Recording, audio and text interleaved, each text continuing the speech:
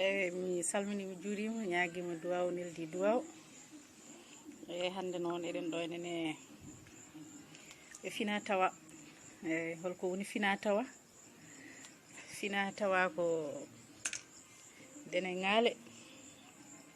tawa ko mawɗe e on saha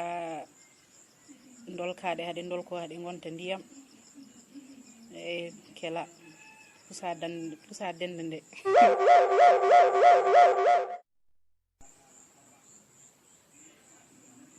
mi yaha puɗɗi mi tawi mi dañi appel joni noon en jogori ittude ndiyam ɗam ɗum ko kaddi ndi ɗum ɗo ko kaddi ndi ɗum wiyete manda ko kaddal korɗo wiyete mataw woni kaddal gonowal hakkude tekkugal ngal ɗo ko podɗe ɗe somi gayni joni mi lawjadde hade laaɓa mi liira ɗe mi sahaɗe mi waɗa hen lamɗam seeɗa ɗum ɗon ne kadi mami artan on e nafoore muɗum holko nafanno nden mami artan on hen nafoore muɗum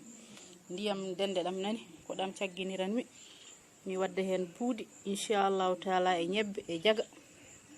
e mboɗa namni on noon ɗum fof so rendi defama holno gownoɗen wiide ɗum ko namnal so tawi a ƴetti joni ndiyam dene ɗam a defiri ɗum buudi ɗi a waɗi hen jaga e ñebbe